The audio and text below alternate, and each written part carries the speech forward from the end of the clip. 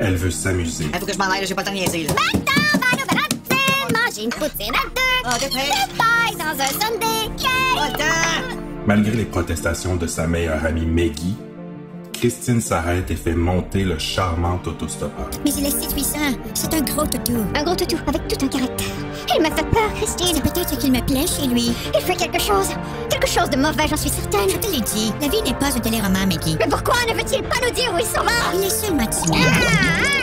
Il est tout ce dont elle rêvait, et plus encore. Jean, es-tu un mystère? Beaucoup plus encore. Peut-être trop. Je suis un mystère qui ne demande qu'à être résolu. Peut-être assez pour que Christine n'en revienne jamais. Je suis Christine et je n'en reviens jamais. Cauchemar sur l'autoroute, frisson numéro 31. Bonjour, bonsoir tout le monde et bienvenue à Frisson sur le pod, un dérivé de Terreur sur le pod. Je suis votre animateur Bruno et je suis accompagné de Alec Dubuc de Horreur 360. Salut Alec! Salut mon Bruno, comment ça va? Ça va super bien. Écoute, je t'ai initié au frisson. Yes, man! Puis je suis vraiment content. J'ai vraiment hâte qu'on en parle. Trippé, hein? Solide, mon gars. Tu sais, je suis pas un grand lecteur, moi. Fait que, en fait, je l'étais plus jeune. Puis là, tu m'as comme vraiment redonné l'amour de la lecture. Puis, tu sais, c'est peut-être moi qui lis pas assez de livres, là, mais j'ai trouvé que c'était super bien écrit. Puis, j'étais capable de mettre vraiment en image, là, dans ma tête. Parce que, tu sais, moi, je suis TDA un peu, là. Fait que... moi, ce qui m'empêchait de lire souvent, c'est que je recommençais la même page 150 fois. Fait que je finissais par me lasser puis faire comme, bah, fuck it, là, tu sais. J'abandonnais la lecture. Mais là, tu sais, c'est de se starter qui est long. Une fois que t'as commencé le livre, là, parce que tu sais, tu commences, le premier chapitre, tu sais, ça commence directement avec de l'action puis un personnage que tu connais pas. Puis là, t'es comme, ah, c'est qui lui? Pourquoi il fait ça? Ouais. Mais plus t'avances dans le livre, plus tu comprends. Puis au final, c'est super simple. Là, ça reste un livre écrit pour des ados, là, tu sais, si on veut, là. Mais bref, j'ai 31 ans, j'ai trouvé ça excellent. Ah oui, je sais, moi tout, j'embarque au bout. Parce que là, on a lu Cauchemar sur l'autoroute, frisson numéro 31, qui est écrit par R.L. Stine, celui qui a écrit tous les Chairs de poule et tous les Fear Street. Tu sais, R.L. Stine, il a vraiment sa marque dans les livres, surtout pour les fins de chapitres qui sont tous des cliffhangers. Ouais. Mais que tu redescends sur comme quelque chose, c'est comme... OK, c'était juste ça. J'ai une question. Est-ce que R.L. Stine a écrit tous les frissons? Non. Ah, OK. R.L. Stine a écrit le premier frisson, qui est Quel rendez-vous, qui est le premier Point Horror. OK, frisson n'a pas d'égal en anglais. Frisson a été pigé dans Fear Street, a été pigé dans Christopher Pike, sa série qu'il avait à lui, dans Nightmare Inn, je crois aussi. Il a été cherché dans plusieurs petites séries suspense / horreur / épouvante, mais il n'y a pas juste un auteur. OK. Pour les frissons. Chair de poule, c'est vraiment écrit par R.L. Stine. Là, il y a des rumeurs qui disent comme quoi qu'il y aurait eu un ghostwriter parce que, en effet, c'est quand même assez particulier le nombre de livres qu'il a écrit. Oui. Je veux dire, il chie un Goosebumps à tous les mois, là. Ouais, c'est ça. Dans le temps, là, c'était vraiment comme clac-clac. C'est un nom connu, tu sais, c'est un nom qui sonne horreur. Moi, j'aime mieux R.L. Stine que Stephen King. OK, gros statement. R.L. Stine, il va venir jouer dans mes peurs d'enfants. Ouais. Puis mes peurs d'enfants sont beaucoup plus à vif que mes peurs d'aujourd'hui. Fait que là, Cauchemar sur l'autoroute. En gros, là, qu'est-ce que t'en as pensé? Man, ben comme j'ai mentionné, j'ai trouvé que c'était super bien écrit. Puis tu sais, c'est quoi le public cible? C'est quoi? C'est les 12-18 ans comme frisson normalement? Ben, sais-tu, c'est dur à dire pour ceux-là. Comme là, en ce moment, c'est ça qui est le fun. Les frissons d'aujourd'hui, ils ont des cotes d'âge. OK. Donc, t'as vraiment, comme tu sais, dans quoi tu t'embarques puis où est-ce qu'il est rendu. OK. Puis dans le temps, ben, les frissons, c'était plus probablement, je te dirais, ils disaient 9-12 ans, 9-13 ans, mais moi, je te dirais, là, 12-16 ans, là. C'est à cet âge-là qu'ils ont les personnages. Chair de poule, c'était ça, comme pour les plus petits. Ben bref, j'ai trouvé qu'il y avait des vraiment belles tensions. C'est vraiment bien écrit, puis c'est toujours en crescendo. Puis comme tu dis, souvent une fin de chapitre va finir avec un cliffhanger. Puis tu sais, des fois je lisais, mettons, je me disais, OK, je vais lire 30 pages. Puis là, des fois, j'étais comme que je suis pas capable d'arrêter. Fait que là, je lisais un 5-6 pages de plus, juste pour savoir un peu plus qu'est-ce qui allait se passer. Puis tu sais, ça faisait longtemps, là, ça faisait au moins depuis que je lisais les Harry Potter quand j'étais adolescent, là, que ça m'était pas arrivé de vouloir vraiment comme finir un chapitre ou même de vouloir tenter d'en savoir plus avant d'arrêter ma lecture. T'étais ado quand Harry Potter est sorti? Ben non, c'est pas vrai, là. Quand le premier Harry Potter est sorti, j'étais en 4e année. Fait que... Wow! Ouais. OK, fait que c'est encore pire. T'es encore plus petit. Ben, écoute, au moins, j'étais pas un ado, là, parce que si j'avais été ado, je serais jeune à maudit aujourd'hui. Tout ça pour dire que c'est un super bon livre. J'ai été vraiment même impressionné. Je m'attendais à rien. Pour être bien franc, là, je m'attendais à peut-être même un peu comme de l'horreur enfantine, puis comme de faire comme, de rouler des yeux un peu. Mais non, man, il y a une super belle tension, puis il y a des bouts de violents quand même dans ce livre-là. Ah oui, Puis... oui. Ben, tu sais, Frisson, là, c'est violent. Ça va toujours jouer un petit peu avec la tension sexuelle sans jamais la nommer. Ouais. Tu sais, ça existe pas, mais somehow, ça va titiller comme en arrière un petit peu. Plus là, mais ado, là, quand je lisais ça, là, dans le temps, j'étais comme, oh my god, il a l'air tellement cute. Comment il s'appelle encore là-dedans, Roger? Jean, mais écoute, c'est vrai. Moi, là, ce que j'ai aimé aussi, c'est que c'est un peu comme dans Scream. Tu sais, hier, on a enregistré un épisode. Tu sais, des fois, tu vas te mettre à douter de qui. Tu sais, c'est-tu lui? Oui. C'est-tu lui qui est croche? C'est-tu elle qui est croche? Tu sais, on dirait que tous les personnages, au final, peuvent être croches dans cette histoire-là. Puis à la fin, tout est révélé. Puis t'es comme, oh shit, Chris, c'est cool pour vrai. Je m'attendais même pas à ça, là. Puis tu repenses aux affaires que t'as lues, puis t'es comme, ah, si, je me suis fait avoir. Ouais. Puis pourtant, oui, c'est vrai qu'il l'a dit. Puis sérieux, là, les frissons, je pensais que j'étais bon à trouver c'est qui, là. Mais finalement, pas du tout. Ben, tu vois, tu m'amènes à un point. Moi, je me disais, c'est peut-être parce que je suis pas familier avec les frissons. Je me disais, tu sais, un gars comme toi qui en lit beaucoup, probablement que tu vois des fois le punch venir parce que tu dis, bon, ben, tu sais, de la façon que c'est écrit ou peu importe, tu sais, quand que c'est un auteur que tu lis souvent, tu vas te dire, bon, ben, tu sais, lui, il écrit de telle façon, fait que les punchs sont souvent amenés de la même façon. Fait que tu vas être capable de plus deviner rapidement. En fait, ça peut être qui le tueur ou peu importe, là, selon l'histoire. Pour Cauchemar sur l'autoroute, moi, j'ai choisi ce livre-là pour le titre. Ça me parlait. J'aime beaucoup les histoires des hitchhikers. Tu sais, on pense au film Wolf Creek là, que j'ai couvert à mon podcast. C'est un peu le même style. C'est vrai que c'est un film de hitchhiker, ça. Ouais, c'est un peu le même style d'histoire, si on veut. Là. Puis souvent, je faisais des liens en le disant, puis j'étais comme... Je me demandais même si l'histoire avait pas été inspirée un peu, tu sais, mais veut pas une histoire des hitchhikers reste souvent la même, là. Ben, en fait, là, sérieux, R.L. Stein, là, il réécrit, genre, par rapport au niveau d'âge, mais il réécrit des films d'horreur qui existent, tu sais. Ça, ici, c'est vraiment un spin-off du film de Hitchhiker. De Hitcher, je pense, ça.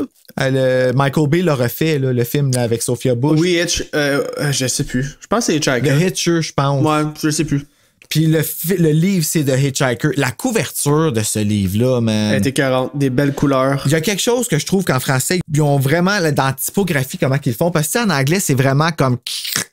Non, là, je te montre pas le bon, là. Ouais. Mais tu vois, c'est tout comme déchiré, puis tout ça. Mais en français, il y a comme une... Je trouve ça beau, la façon que c'est placé, sa couverture. Oui, ben on dirait des lignes jaunes qu'on voit sur la route, là. Oui! Non, ça, l'ont vraiment. Puis là, ben, pour la décrire, c'est que c'est un auto qui arrive sur un fond rose et mauve et il y a un pouce de Hitchhiker qui a vraiment. Ça a l'air d'une grosse main d'homme, là. Ouais. Un peu sexy. Avec les palmiers de la Floride aussi. Oui, puis c'est bleu. C'est le beau bleu des mains qui a des grosses veines dessus. Puis c'est ça. Fait que finalement, juste décrit de même, ça a pas l'air ben épeurant, ça a plus l'air cochon. Là, mais... Des grosses veines, ouais. Je vous présente les frissons. C'est ça.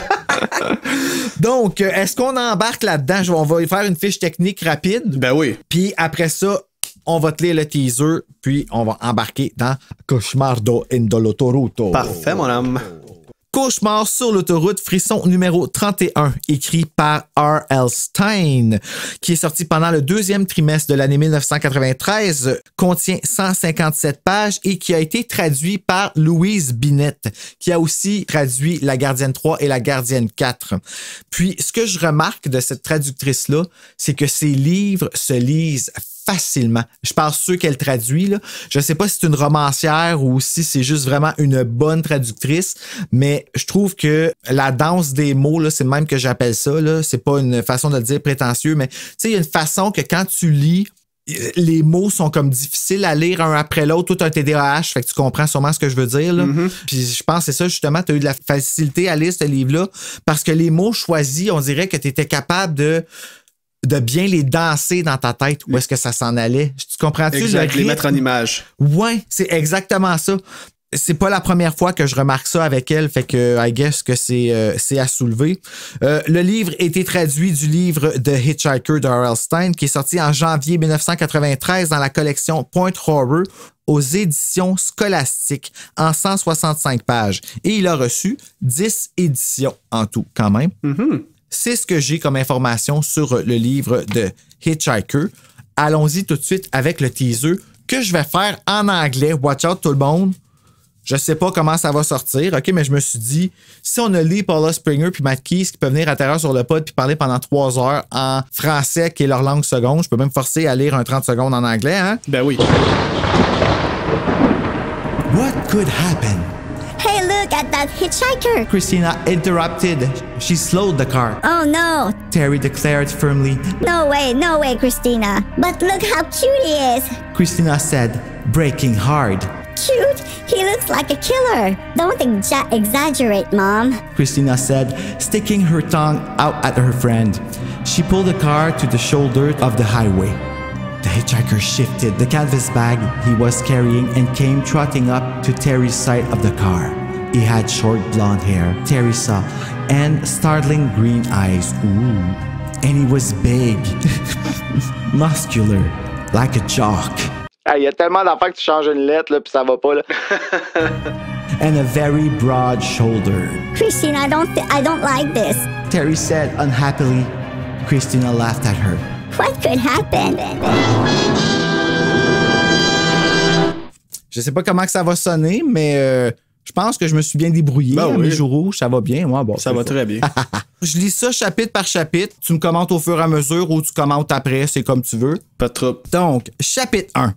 Nous faisons la connaissance de Jean, un ado du Key West, qui semble bouleversé suite à une situation où quelqu'un crie « Je t'en prie, ne me fais pas de mal, Jean. » Je ferais vraiment une bonne actrice, moi, sérieux, là. Le garçon marche sur la route en réminiscant les mauvais souvenirs de son passé et à quel point il veut fuir son patelin. Il marche sur la route faisant du pouce. Une Buick noire s'arrête. Jean embarque et dit qu'il va vers le nord, pensant que c'est son jour de chance. Ça dit pas mal ce que ça dit. Exactement. Puis déjà là, j'avais comme une petite puce à l'oreille. Il avait l'air... Ben, tu sais, en fait, ils veulent nous mettre la puce à l'oreille qu'il a l'air d'un mauvais gars, là, qui veut juste fuir sa vie, puis il a l'air d'un batteur de femmes. Donc... Right? Moi aussi, c'est ça, je me suis dit, c'est sûr qu'il l'a battu, Ben ou là... qu'il a comme, Jean, ne fais pas ça, je t'en prie, ne me fais pas de mal. Exactement. Puis ça revient souvent dans le livre. Oui. C'est un petit peu trop. Tu sais, comme, il y a trop, puis ça a dépassé une petite affaire après trop. Ouais, la fameuse goutte qui fait déborder le vase, là, c'était ça. Arlstein, il n'y a pas de limite, là. Non, c'est ça, exact. Il respecte pas. Chapitre 2. Nous voilà avec 2 adolescentes en voiture. Christine, qui semble ne pas avoir à suivre aucun règlement, et Maggie, sa meilleure amie. Ouais, c'est vrai qu'elle fait chier un peu, Christine. Non, elle a juste l'air d'une jeune qui fume des tops à 12 ans puis qui habite à Saint-Jérôme, là. Je trouve que elle a l'air d'une fille pas de parents. À 15 ans, puis elle parle de même. Ouais, c'est ça. Puis en tout cas, tu sais, à l'âge de 13 ans, elle avait déjà couché avec plein de gars, là. Tu sais, je l'ai saisi sur ce genre de style de fille-là, Christine. Ouais, je comprends. La collection Frisson, en tout cas pour les années 90, ça suit pas mal la mode des films des années 80, là, où est-ce que les femmes étaient connes, là, ouais. Comme, fait que les ados, t'es encore plus connes. Exact. Il y avait 2 décisions à prendre, puis c'était genre une qui est écrite bonne, l'autre qui est écrite mauvaise, puis ils vont essayer la mauvaise, juste pour le plaisir. Ben oui, mais c'est ça. Christine, elle me tapait déjà ses nerfs là, dès les premières lignes. Puis c'est Maggie, c'est le personnage rationnel. Là.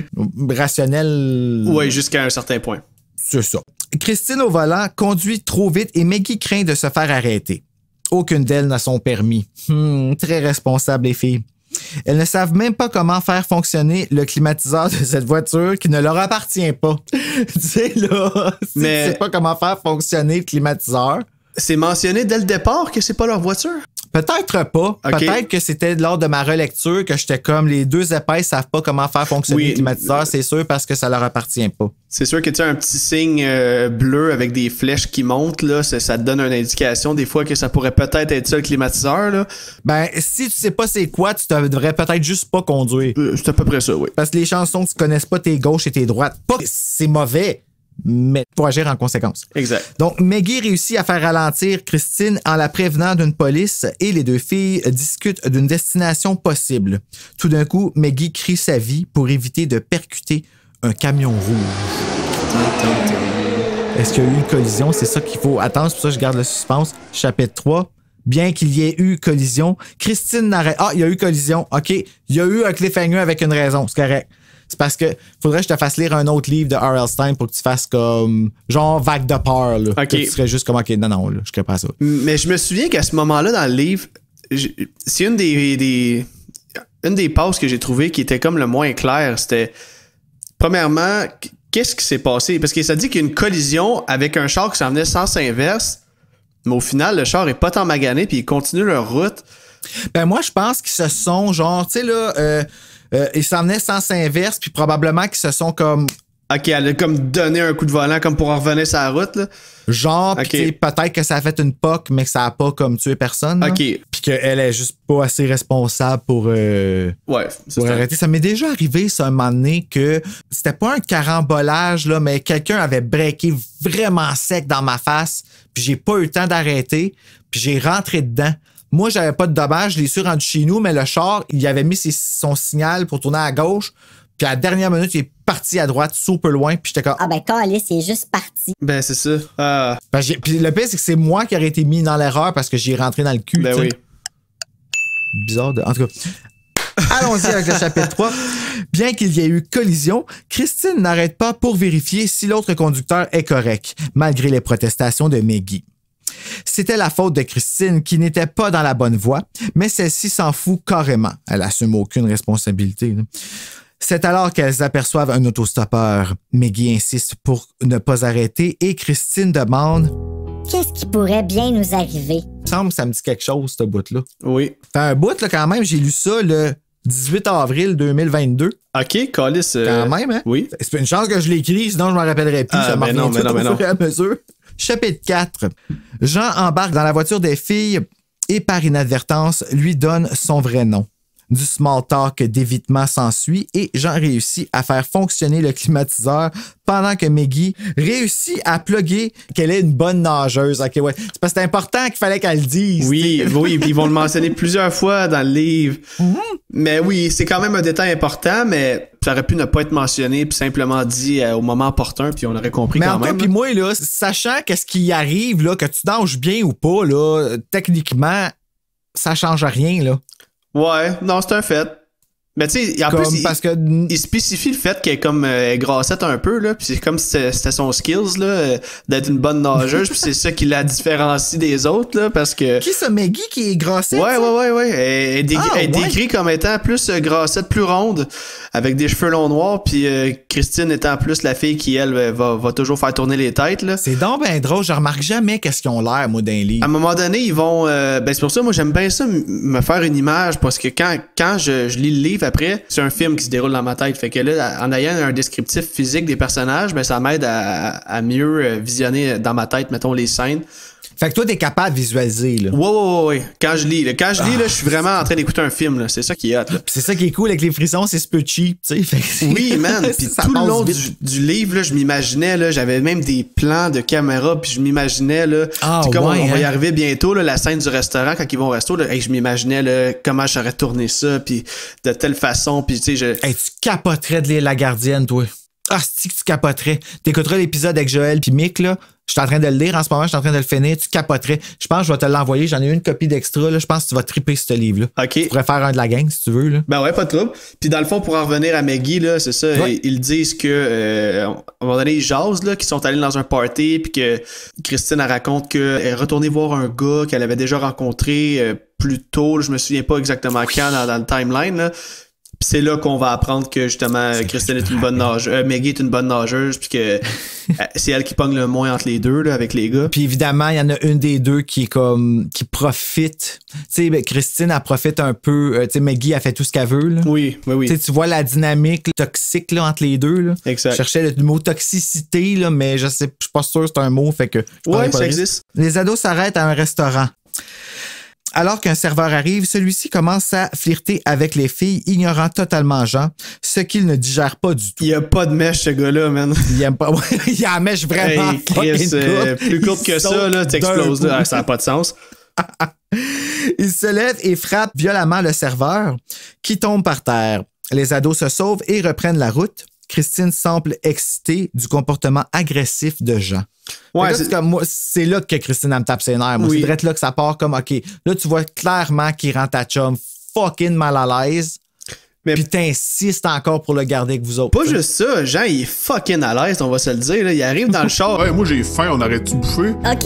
là, ils vont, puis ils rentrent dans la place. Hey, toi, le trou de cul, commence à le geler. Juste parce qu'il était comme. Il se faisait ignorer, puis que c'était long, il n'y avait pas de service. Il faisait son show un peu, j'ai l'impression. Ben oui. Puis en plus qu'au début du livre, on sait que. Ben, on le sait pas encore, là. En fait, on le saura jamais. Il est perçu comme un. Oui, c'est vrai qu'on le sait jamais, hein? Il est perçu comme un batteur de femmes. Fait que là, on se dit, OK, ce gars-là, il a juste pas de mèche. Mais non, mais on a-tu skippé le bout où Jean se fait embarquer par un vieux monsieur? Ben oui, embarqué dans le char dans le premier chapitre. Ah oui, c'est ça, dans le Buick. OK, c'est ça. OK. Ouais, oui, moi aussi, j'ai écrit une Buick noire. Je connais tellement pas les chars, mais j'ai écrit Buick noire. Hey, I'm such a man. Eh là, oui, ça. un gars de char. Chapitre 5. Jean dort sur la banquette arrière, tandis que les filles, comme tu dis, il est très à l'aise, tandis que les filles s'obstinent sur la route. Maggie croit qu'elles ont fait une grave erreur en le laissant monter et Christine est tout simplement conne. Ben oui. Ah, il est donc ben beau. Si je peux s'arrêter là. Maggie sent qu'il cache quelque chose, elle a raison, et Christine lui demande d'arrêter de dramatiser. Jean se réveille quand ils sont à Tampa. Christine demande à Jean de conduire même s'il ne possède qu'un permis de pêche. Elle l'admire pendant qu'il tient la route jusqu'à ce que des gyrophares de police fassent leur apparition. Cliffhanger, chapitre 6. Finalement, la police continue son chemin et les trois ados se calment. Tu vois, ça, c'est du R.L. Stein tout craché. All the way, ouais. Par contre, Jean et Christine ne peuvent s'empêcher de soulever les paroles de Maggie qui croyait que la police était après Jean. Elle blâme ça sur la panique.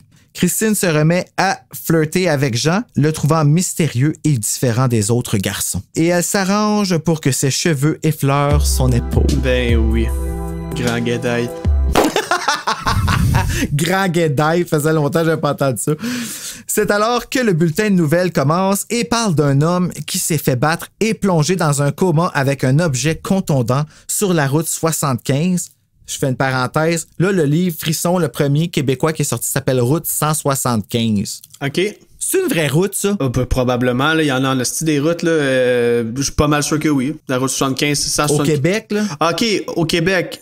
Parce qu'ils prennent le nom des routes du Québec quand ils font... Ben oui, en fait, ils adaptent au Québec. Là, ici, ils sont vraiment à Tampa, là, parce qu'ils sont en voyage. Là, okay. Mais quand tu lis les autres frissons, ils ont adapté à rendre ça québécois.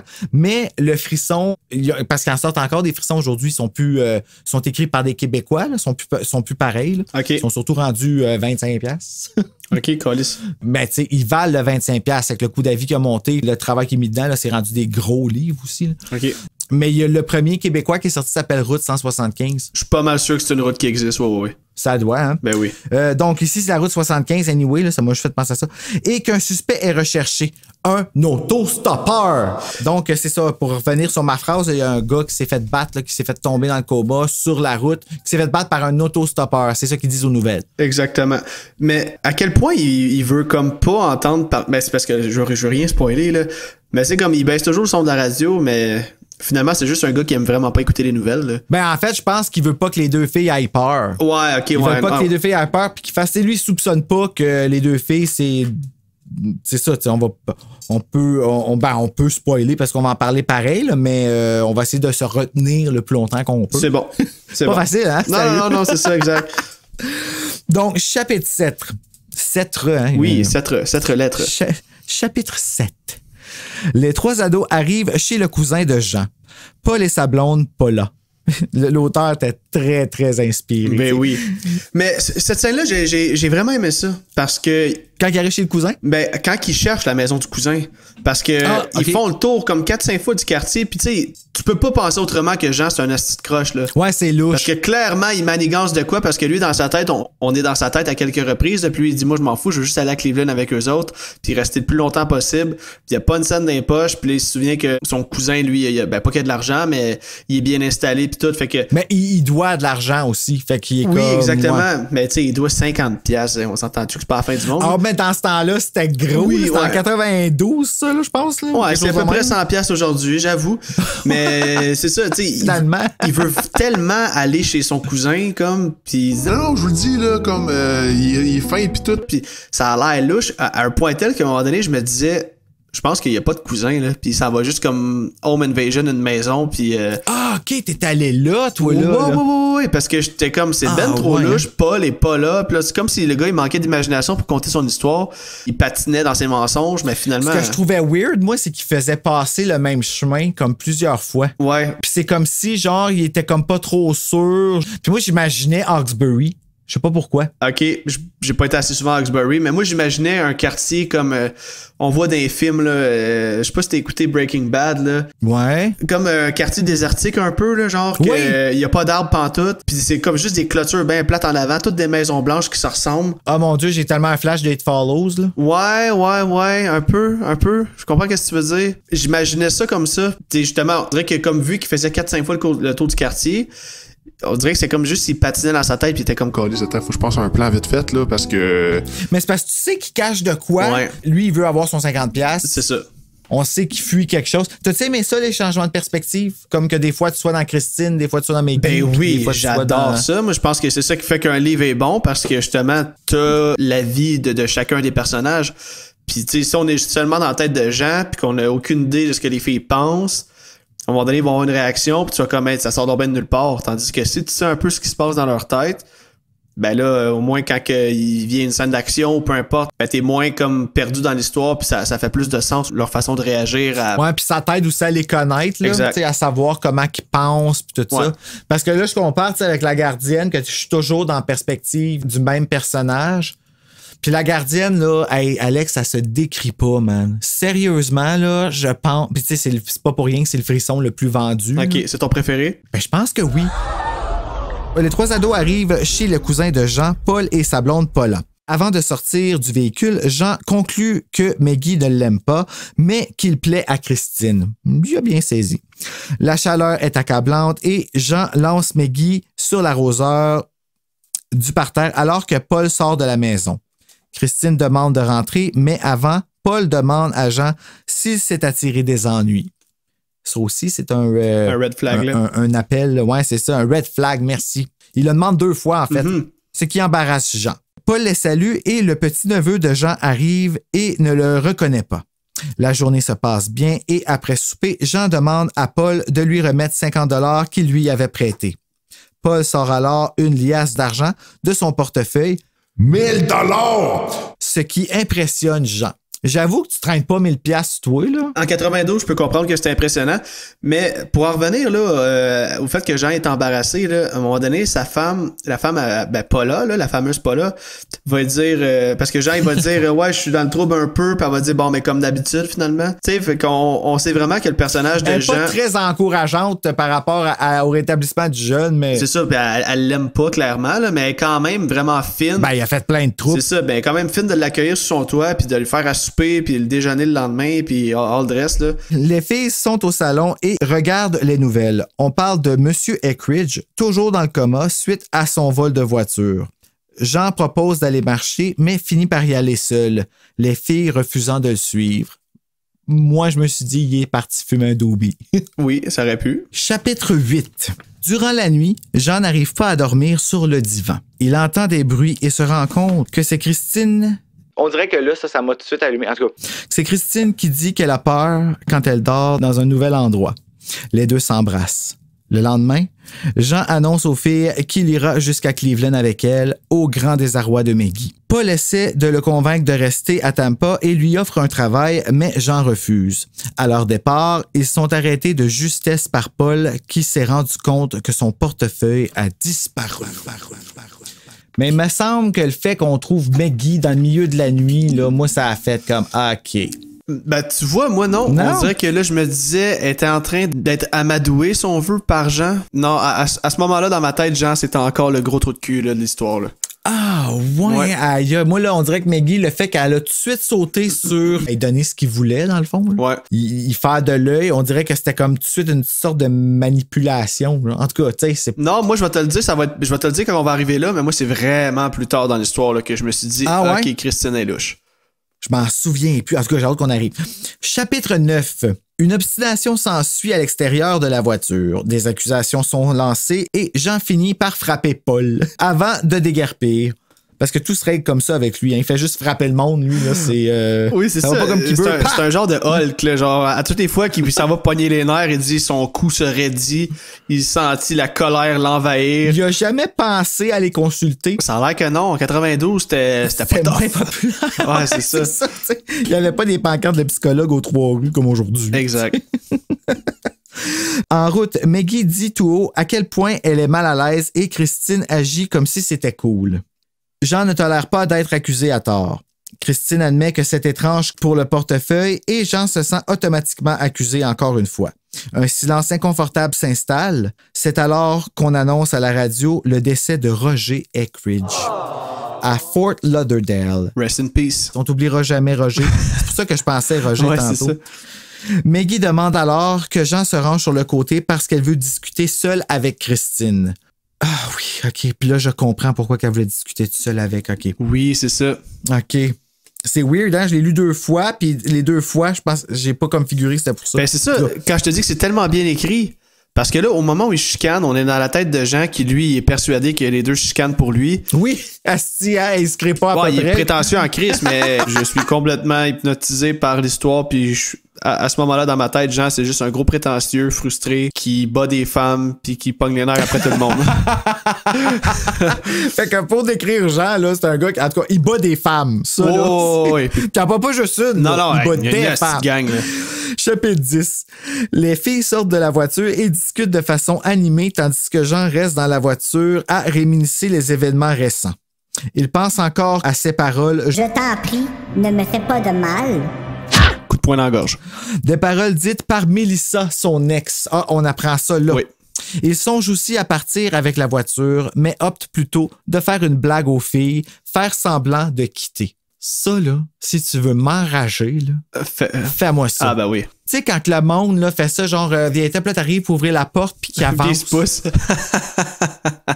Asti que ça m'insulte. Je sais pas pourquoi ça m'insulte de même me faire ça. Ouais. C'est fucké. Ben, c'est humiliant un peu, mais ça dépend, ça vient de qui. Mais là, venant d'un inconnu que t'as embarqué genre la veille. Ouais, quand c'est supposé être ton char. Ouais, en plus, c'est ça.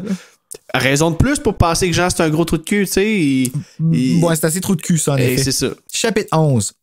Ha ha ha! Quelle bonne blague! Les filles remontent à bord. Maggie est en pip. Ça va m'éviter d'aller chercher le son. En beau fusil. Ils reprennent la route. Maggie au volant je recommence ça. Les filles remontent à bord. Maggie est en Ils reprennent la route, Maggie au volant, ne faisant pas confiance à Jean, qui s'assoit à l'arrière avec Christine. Ça aussi, ça me ferait chier. Solide, d'ailleurs. Que Christine a été s'asseoir en arrière. Là. À la tombée du soir, Maggie annonce qu'elle croit qu'ils sont suivis. Ce qui s'en vient, c'est vraiment intéressant, là, puis c'est probablement la meilleure scène de tension du livre. Oui, puis j'ai même une belle petite note d'homme là, dans celle-là que je vais te dire. Là, tu vas être comme « Wow, Bruno, t'es vraiment impressionnant. » Chapitre 12. En effet, une Taurus bleue les suit à une certaine distance sur la route. Les 3 ados débattent sur le sujet, mais Maggie est convaincue qu'ils sont suivis et ils s'aperçoivent qu'il s'agit d'un homme. Dans une tentative de semer leurs poursuivants, Maggie déclenche une poursuite agressive dans laquelle la Taurus les tamponne sur une route déserte. Les tamponnes, là, c'est ça, ça veut dire hein, quand ils vont s'accoter dessus. Exactement. Là, tantôt, c'était une collision. Fait que d'après moi, ils se sont rentrés dedans de face un petit peu, puis ça n'a pas dû être trop fort. Mais c'est bizarre pareil, là. Il me semble que je même comprends, quand tu là, rentres face à face à 20 km/h, il y a du gros dommage, là. Fait que... Allons-y avec ça pour ça, parce qu'ici, ils utilisent le tamponnage. Exact. Intéressant. Maggie frappe un arbre. Les ados sont pris au piège dans une voiture qui refuse de redémarrer tandis que la Taurus s'approche dangereusement. Tum, tum, tum. Et là, on note ici le gars de Bell qui est venu installer mon Bell cette journée-là. J'étais en train de lire. Puis il m'a expliqué qu'une Taurus, ça n'existe plus. OK. Ça existe en fait seulement pour les voitures de police maintenant. OK. Mais comment t'en es venu à jaser de Taurus avec le gars de Bell? Ben, j'étais en train de lire un frisson. OK. Il trouvait ça cool que j'aille un frisson. OK. Puis là, on a commencé à parler du frisson. Ah! Hey, je lisais ça quand j'étais petit. Fait qu'il va peut-être nous écouter, je m'excuse. J'ai juste écrit God Bell comme source. Fait que tu sauras que Bon, ben. c'est de toi que je parle parce que j'ai pas ton nom. Mais merci, Godbell. Chapitre 13. Leur poursuivant s'approche et tandis que les ados s'obstinent sur la prochaine étape, un gyrophare orangé apparaît. C'est une dépanneuse. La Taurus a disparu.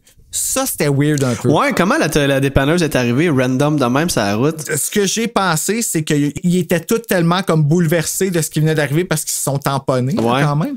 qu'en s'obstinant, ils ne se sont pas rendus compte que la Taurus est partie puis que la dépanneuse, elle devait être pas loin. OK, c'est un esti d'adon, là. Tu vas t'acheter un 649 tout de suite après, là, parce qu'on parle d'une route déserte, il n'y a pas de téléphone cellulaire. Tu viens de pogner un accident, puis la dépanneuse arrive. Peut-être qu'il y a une compagnie de dépanneuse au coin de la route. Ouais, c'est ça. C'est quasiment comme dans... En tout cas, ça me fait penser à House of a Thousand Corpses, là, que la dépanneuse est pas loin, puis... Je m'en rappelle même plus de ce film-là. Non, mais est-ce que t'as déjà vu le film Harold et Kumar, le premier? Non, encore, c'est une comédie vraiment loufoque, mais laisse faire, tu pogneras pas le référent, là, mais à un moment donné, il pogne un accident comme ça, puis il y a une dépanneuse fucking random qui arrive en plein milieu de nulle part, puis c'est très drôle. C'est pas sûr que je ferais confiance à une dépanneuse qui arrive à ces moments-là. Non, vraiment pas. C'est comme pas pour rien, là, tu sais, là, en tout cas. Ben, dans le livre, on va le prendre, là, parce que ça fait avancer l'histoire, puis... Sinon, on reste pogné au chapitre 13. Ben, en fait, c'est ça, il fait rien d'important, parce qu'il dit... Attends un peu, t'as-tu essayé de restarter le char? Ben non, il marche pas. Attends un peu, là. Y aller, moi, essayer de restarter ton char. Il rembarque dans le char il part first shot, puis... Parce que c'est un homme! C'est ça. T'as pas à twist. Ben, peut-être qu'elle fakeait. C'est Maggie qui conduisait? Ouais. Ouais, peut-être qu'elle fakeait aussi. Ouais, peut-être. Elle veut que l'autre s'en aille. Oui. Fait que, tu sais, elle veut créer une zizanie. En tout cas, ça aurait fait du sens. Comme tu dis, l'homme de la dépanneuse réussit à redémarrer la voiture accidentée après avoir suggéré un hôtel aux jeunes. Il rit d'eux, les accusant de fuir une voiture invisible. Ben, avec raison, parce que la voiture est juste partie. Ben, en fait, il les envoie au village parce qu'il dit que t'as un phare de brûlé.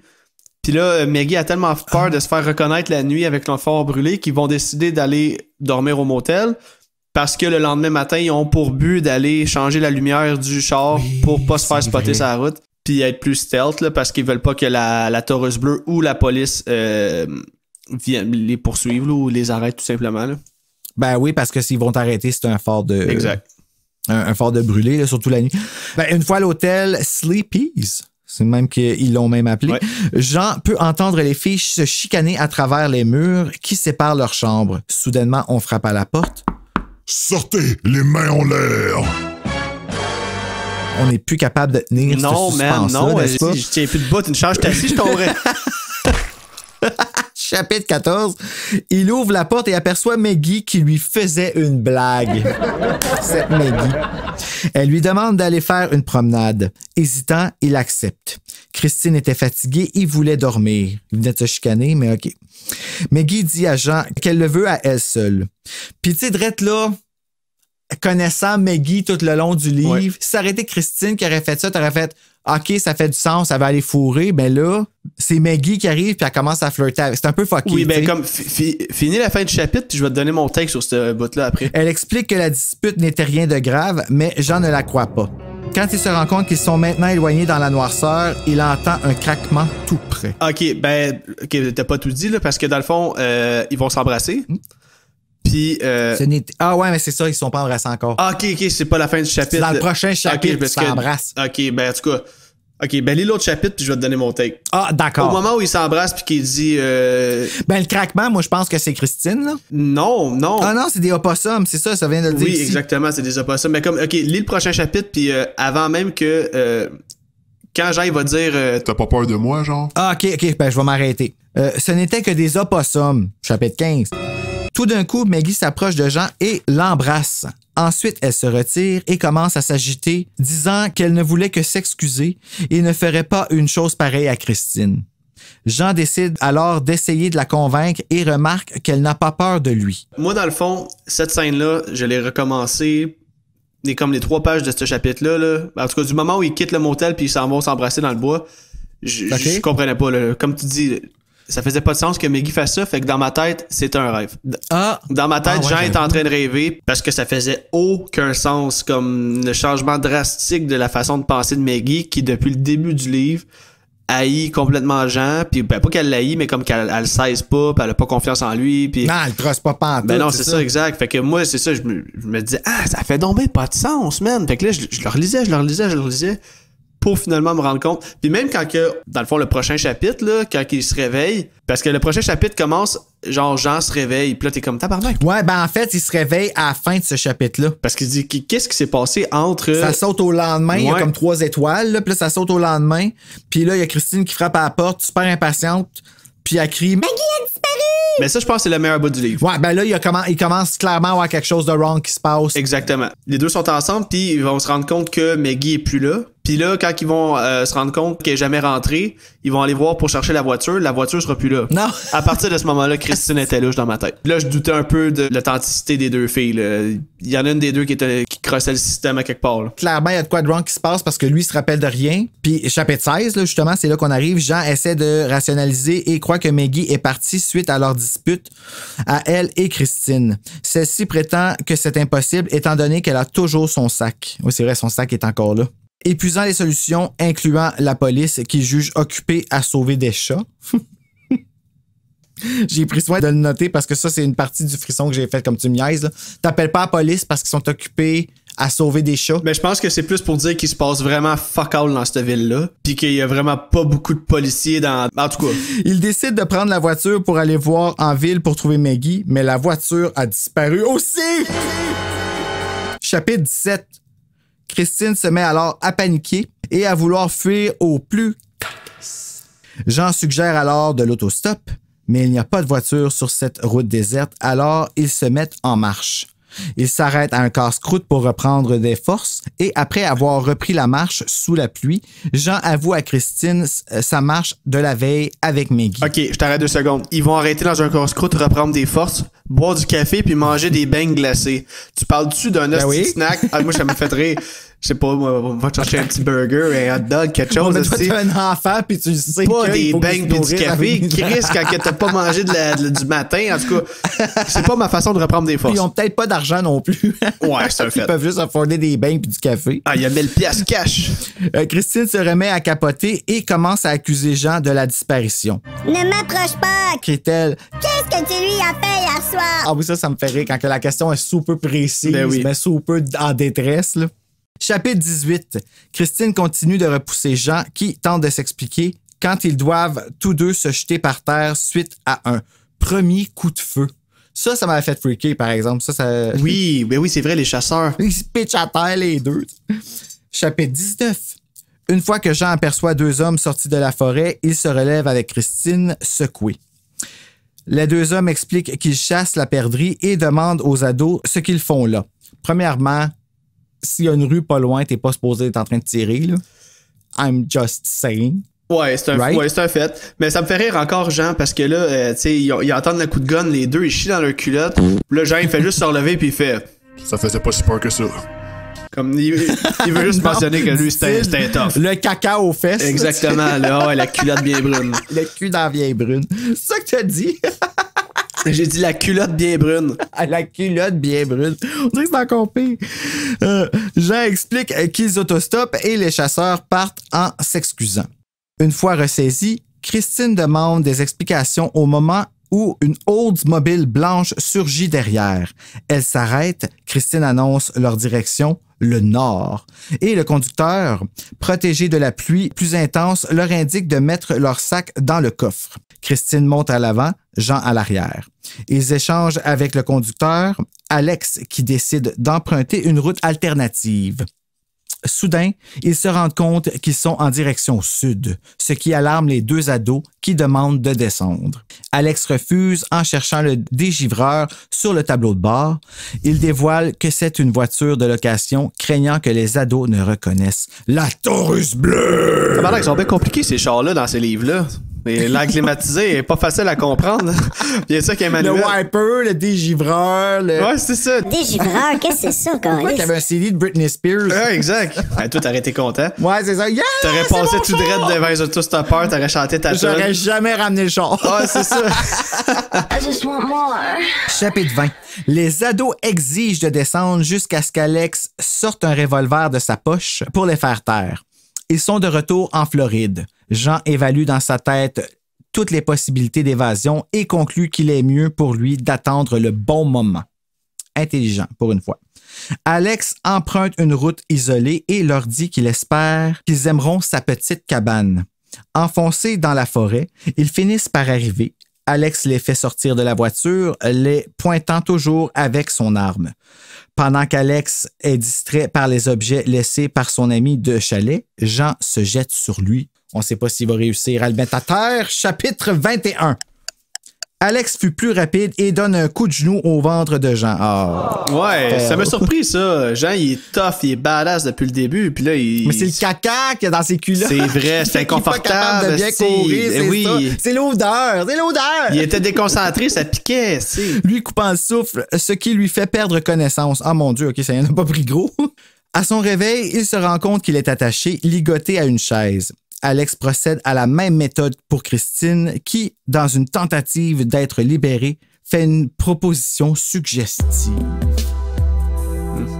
Attends un petit peu, elle fait à quoi? Oui, elle fait une proposition, elle demande à Alex de la libérer parce qu'elle dit c'est Jean qui a tué ton père. OK, moi je pensais que c'était d'autres choses que je voulais dire par suggestive. Je suis comme quoi? Oui, dans un prison? non, c'est vrai, oui, t'as raison. Elle dit je pourrais. Ouais. Oui, elle propose d'aller.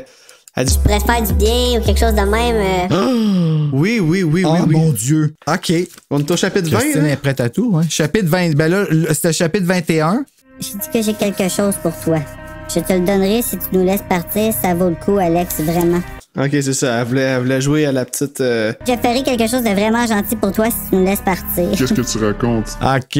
C'est peut-être un petit jeu que je me suis fait, un jeu de mots, genre là, quelque chose de vraiment gentil. Là. Elle dit. Je te donnerai quelque chose si tu nous libères, Jean et moi. Ah, ok, non, c'est rien de sexuel. Va-t'en au chapitre 22. Chapitre 22. Christine finit par proposer une grosse somme d'argent à Alex en échange qu'il les laisse partir. Il accepte et elle lui indique que l'argent est dans son sac dans le coffre de la voiture. Au retour d'Alex, Christine sort le portefeuille de Paul. C'est elle qui l'avait volé.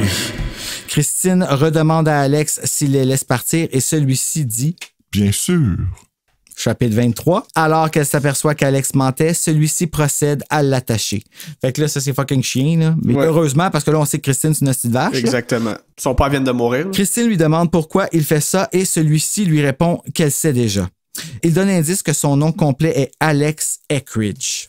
Christine prétend qu'elle ne le connaît pas, mais Alex lui rappelle qu'il les connaît très bien. Elle et Maggie, car elles ont tué son père. Je sais pas pourquoi je pense à Lucas qui arrêtait pas de dire ça. Là. Je suis ton père pendant qu'on enregistrait. Ah ouais? On se salue. Chapitre 24. Fait que là, c'est ça, avant le chapitre 24, on comprend que finalement, Alex, c'est le fils de Roger Eckridge qui est mort dans le coma après 3 jours à l'hôpital, qui a été attaqué par des autostoppeurs qui mentionnent depuis le chapitre 2. Exactement. Puis on découvre ça en même temps qu'Alex est un asti de bon détective privé parce qu'il réussit à pourchasser les 2 filles tout le long, à les retrouver sa route. Et tu sais, je veux bien croire qu'ils ont pris le char à son père. C'est lui qui est bon détective privé ou c'est la police qui est poche? Un mélange des deux. Ouais. Ils disent-tu dans le livre plus loin à un moment donné, il dit la police. Ouais, la police n'avait pas trouvé, il avait abandonné. C'est ça, Christine veut aller à la police, puis Alex va leur dire. Non, la police, oublie ça, là. Ça va probablement, ça va être trop long avant que tu sois jugé. Moi, je veux que tu payes tout de suite, puis c'est moi qui va te faire subir les conséquences. Et quelles conséquences il veut leur faire subir, n'est-ce pas? Oui, c'est. Hey, ça s'en va quelque part, là, que t'es comme pas. Ouais, qu'on s'attend pas en tout. OK, chapitre 24. Alex n'en a pas après Jean, mais après les filles. Il s'est déjà occupé de Maggie. Il dit pas comment encore. Alex explique qu'il a souvent mis en garde son père contre les autostoppeurs qu'il ne cessait de laisser monter, mais son père n'a pas écouté les conseils. Le vieux a fait monter les filles dans le besoin et ça lui a coûté la vie. Christine se met soudainement à jeter le blâme sur Jean. Eh oui, la petite vache. Vraiment détestable. Chapitre 25. Jean tente de se défendre, mais Christine continue de l'accuser. Alex lui dit qu'elle perd son temps car il les a vues toutes les deux. Jeter le père hors de la voiture en marche et fuir. OK, ça là... T'sais, en plus qu'il l'ait vu, fait qu'il y avait témoin, comme tout ça ne fait pas de sens, mais c'est très frisson. Mais tu vois, j'ai aimé par exemple parce que là, plus tard, comme 2-3 lignes après, là, il va expliquer qu'il les a pas pourchassés parce qu'il devait s'occuper de son père. Mais tu sais, moi au début, avant qu'il l'explique, j'étais comme Chris, mais pourquoi tu l'aurais pas parti après? Mais c'est juste logique que, tu sais, son père vient de se faire frapper à la tête, fait qu'il Ouais, c'est ça. il va rester à son chevet, là, il va pas faire genre... J'en reviens tout de suite! Puis ça a pris justement, tu sais, tout le long, c'est ça, c'est que le setup au début, c'était pas encore son histoire à lui, c'était juste les deux filles qui capotaient de venir de faire ça. Ouais. Tu sais. Mais à quel point les deux filles sont mauvaises de s'être fait pogner par Alex quand lui, il a eu pris le temps de prendre soin de son père, il a sûrement été à l'hôpital avec. Après ça, il a pris son char puis il est parti en direction nord. Ben, ils ont gardé le char. Oui, mais je veux dire... Comment il a fait de te retrouver sur la route quand que t'as genre des heures et des heures d'avance sur lui, là? Ça, c'est vrai. Peut-être que, j'avoue, hein, parce qu'en plus, ils ont dormi. Ah oui, puis ils ont pris des sorties, ils sont allés dans d'autres villes, puis en tout cas, c'est pour ça que je dis qu'Alex, c'est un asti bon détective privé. Anyway. De plus, Maggie avait tout avoué. Elle a tout avoué, ben ouais, elle a avoué après. Fait que je pensais que c'était ça qui avait comme mis la puce à l'oreille, mais bon, en tout cas. Christine admet alors, sous prétexte qu'elle et Maggie s'étaient fait voler leur argent par des gars à Fort Lauderdale. Tuer M. Eckridge n'était pas leur intention. Elle voulait seulement voler la voiture. Alex les a retrouvés grâce à cette voiture, justement. Ah, OK. Ça fait que c'est le même qu'ils ont retrouvés. Ouais. Christine dévoile alors que la promenade avec Maggie n'était que pour distraire Jean pendant qu'elle cachait la voiture. Alex dit alors qu'il a des plans pour Christine.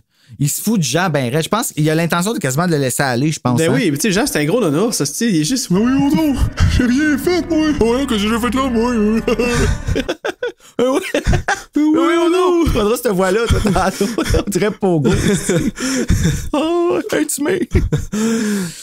Chapitre 26.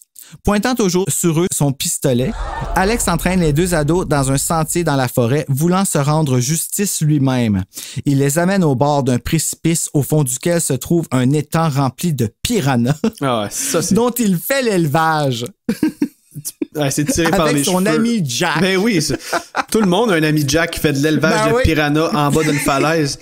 Tu sais, quand j'ai fini le livre, là, tu me l'avais prêté il y a longtemps, fait que ma blonde avait eu le temps de le lire avant moi, puis là, quand j'ai fini le livre, elle me dit... Pis t'as-tu aimé la fin? Ouais, c'était pas pire. Même le bout des piranhas? Ouais, j'avoue que c'était un peu tiré par les cheveux, mais... Un peu? Ouais, quand même pas mal. L'euphémisme de la journée, mesdames et messieurs. En fait, c'est juste pour s'assurer que quand tu tombes... Oui, c'est ça, mais c'est comme pour s'assurer que quand tu tombes dans le pit, ben, tu t'en sors pas, tu sais. C'est ça, t'es mort pour vrai. Exactement. T'sais. Il pouvait pas juste tomber sur son cou. Non, c'est ça. Fallait qu'il y ait des piranhas là-dedans quelque part, tu sais. Il offre ses sympathies à Jean pour avoir été au mauvais endroit au mauvais moment. Il offre alors à Christine le choix entre sauter et être poussé. Ne voulant pas choisir, Alex opte de la pousser. Parce que pourquoi pas? Ben c'est ça. T'sais, c'est sûr qu'on veut pousser Christine d'un piranha, là. T'sais, on a voulu faire ça tout le long du livre, tu sais. Mais Chris qui est pas habile, Alex. Non! On va se le dire, là. C'est même décrit, il prend un gros swing, là, genre, là, puis il passe dans le bas. Ouais, c'est ça, il veut pas! Chapitre 27. Christine se laisse tomber sur ses genoux et Alex tombe dans le précipice. Tada! Eh oui, sacrément. Il se fait dévorer par les piranhas. Fini! Ouais, oui, monsieur Réflexe. Jean tente d'aider Christine à se relever, mais celle-ci s'est emparée du revolver d'Alex, qu'elle pointe sur Jean, lui annonçant qu'il est temps pour sa baignade. J'aime ça finir les chapitres de même, je trouve que ça met un... Chapitre 28. Christine a bien l'intention de se débarrasser du seul témoin du meurtre qu'elle a commis.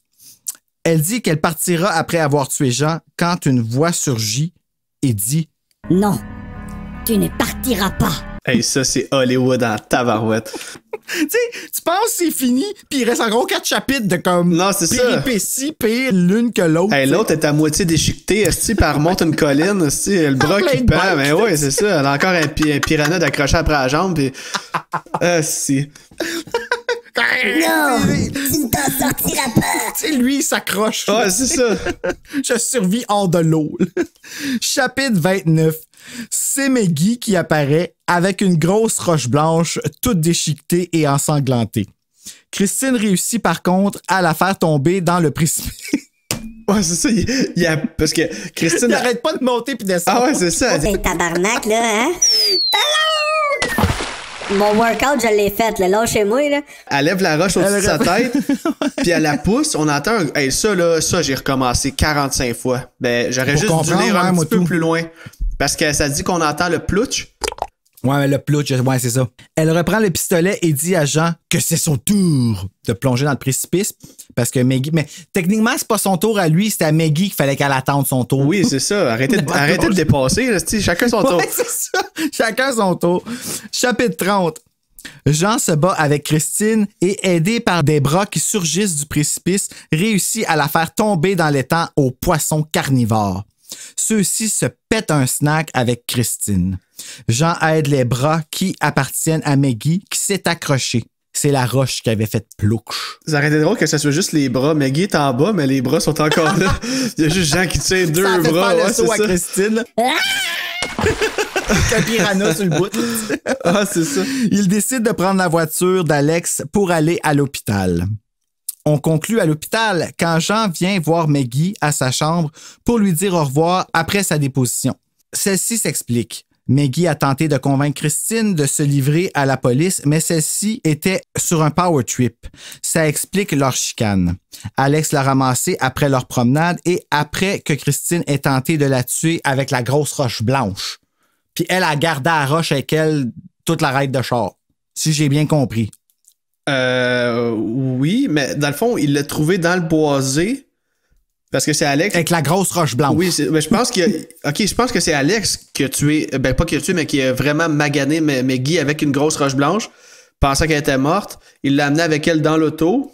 Je sais pas s'il s'est dit, je vais amener la roche d'un coup qu'elle soit pas morte. Ah non, attends, c'est quoi qui se passe? Non, c'est Christine qui donne. Oui, c'est ça. Elle a essayé de tuer avec la grosse roche blanche, puis Alex l'a trouvé, puis l'a pris pour l'amener, puis l'a pitché. Probablement la grosse roche blanche lui a fait caler avec elle. Oui, ok, c'est ça. Okay. Quelque chose de même, I guess. Okay. Ben non, mais c'était pas très clair, en effet. Là.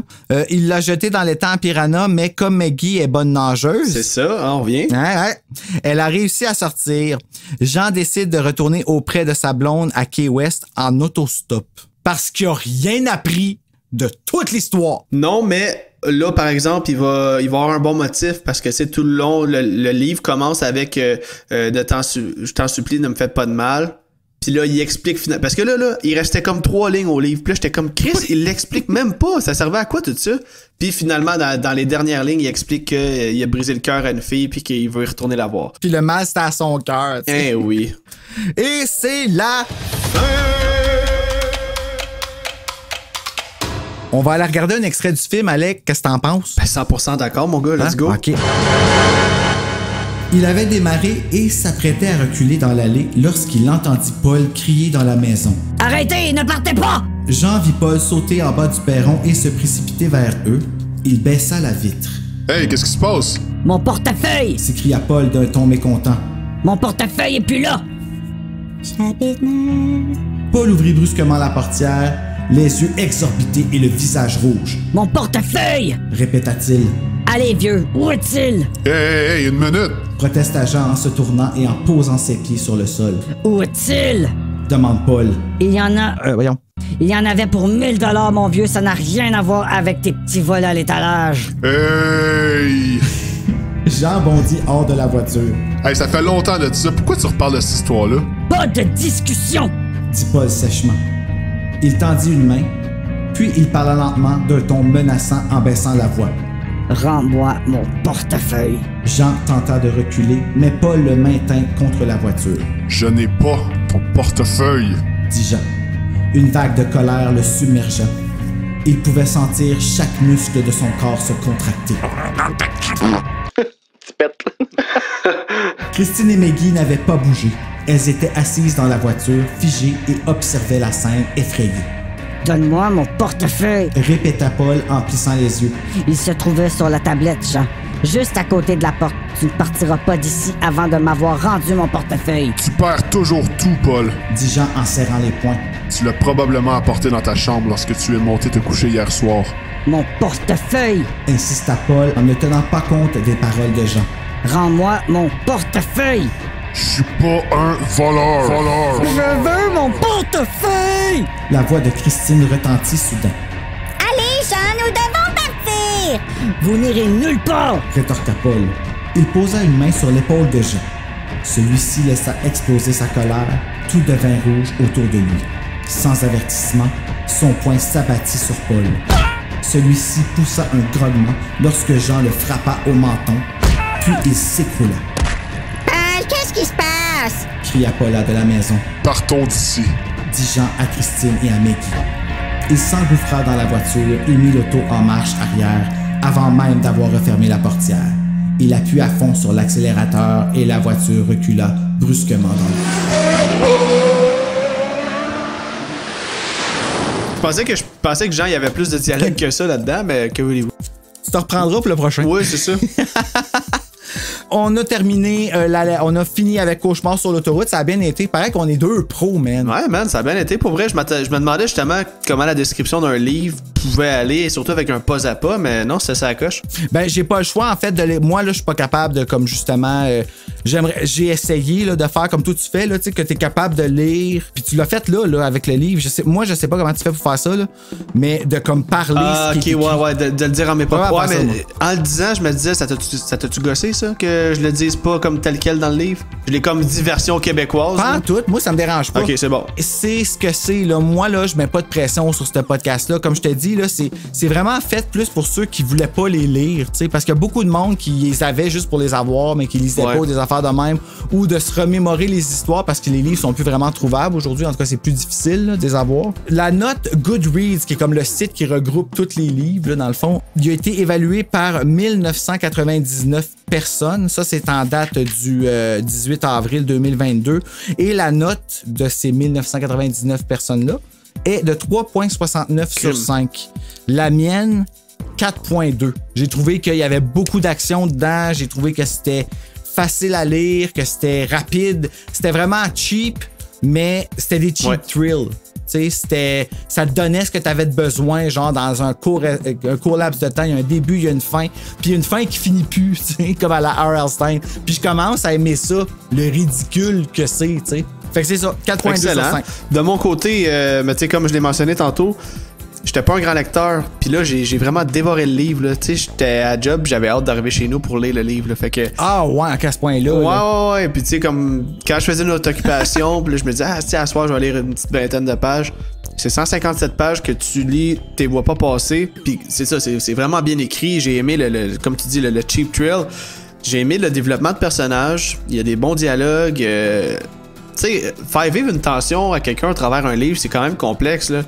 Puis surtout dans un livre qui est traduit d'une autre langue. Fait que good job à la traductrice, là, Louise, je me souviens plus de son nom de famille. Louise Binette, ben good job pour ça. Tu sais, c'est certain que j'ai pas lu beaucoup de frissons. J'ai pratiquement tout lu les Chars de poule quand j'étais jeune.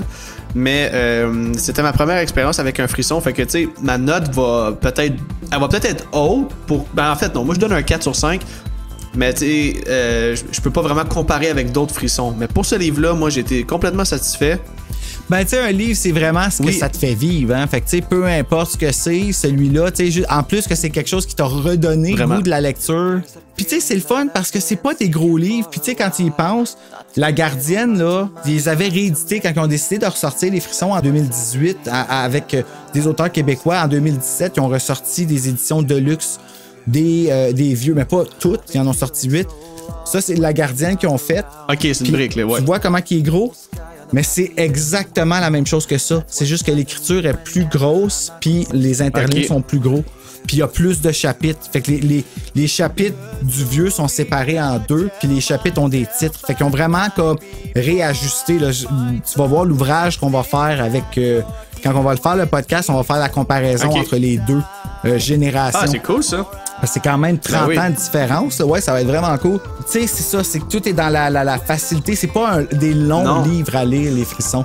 Puis ça te donne comme qu'est-ce que tu as de besoin. C'est comme là, la nouvelle version de La Gardienne, c'est vraiment exactement le même livre mot pour mot ou il y a des choses qui changent un peu? C'est mis au goût du jour. Il y a un mot de l'éditrice que je vais lire, Sylvie Payette, qu'elle s'appelle, qui est l'éditrice en chef de la collection Frisson. Puis elle avait écrit, je pense, pour Chambre-en-Ville, si j'ai bien compris. Il me semble que j'ai vu son nom au début dans le générique de Chambre-en-Ville quand j'avais fait de la recherche là, pour Terreur sur le pod. Mais c'est pas mot pour mot, presque, mais c'est vraiment mis au goût du jour. Il y a des mots qui sont comme adaptés à aujourd'hui. Des dialogues, les noms sont modernisés aussi. Puis il y a des différences, genre à l'écoute, ben pas dans celui-là, là, mais à l'écoute du Beyoncé dans un genre au lieu d'écouter du Kevin Parent. Donc, si je sais pas si tu vois la différence. Il y a du Marie-Mé qui est nommé, mais il y a beaucoup de références à C'est un des peu comme films les aussi. Simpsons, là, quand c'est traduit québécois, les Simpsons, il y a beaucoup de références du Ouais. Québec. Oui, Ok. c'est exactement ça. C'est vraiment... c'est ça qui est cool avec les Ah, ben frissons. oui, Moi, ben j'aime oui. ça au bout, là.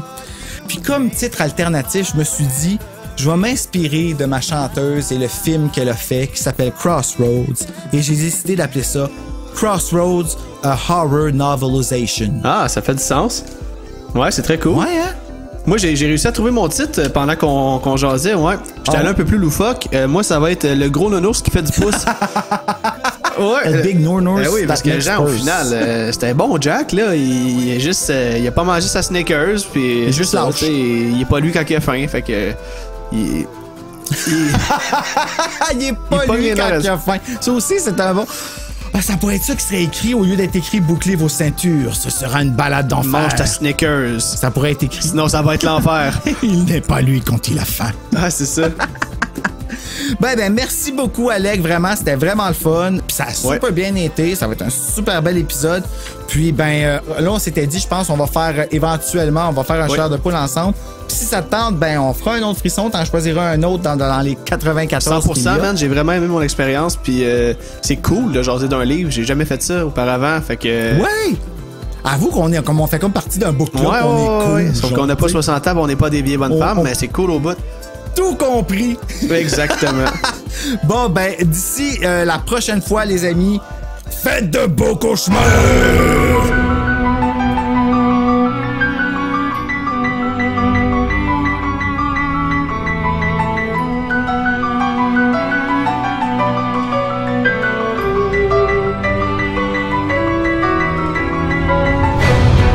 Tu veux-tu qu'on commence à partir du chapitre 9 ou tu veux qu'on commence à partir du bas du chapitre 8? Attends un petit peu. Là, j'étais au début du chapitre 8. Ben oui, 55, on peut commencer là, avec. comme... On peut commencer avec Jean vit Paul. Il avait démarré, il s'apprêtait à reculer dans l'allée lorsqu'il a entendu Paul crier dans la maison. OK. On peut commencer là. là. Toi, tu veux faire qui? Tu Ben, veux faire... moi, je fais Jean. Toi, tu fais Jean, Ben oui. fait que moi, je fais Paul. Ben oui, je suis le gars pas de mèche, moi. Les deux filles, ils partent-tu là-dedans? Là? Il baisse ça à la vitre. Qu'est-ce qui se passe, mon portefeuille? On va aller jusqu'à reculer brusquement dans l'allée. Fait que toi, dans le fond, tu lis la partie de... Tu fais les parties où c'est Paul qui parle. Parce que c'est Jean qui parle. Moi, est-ce que c'est Jean qui parle, c'est ça. Ok. Fait que moi, je vais faire Paul, puis je vais faire les autres...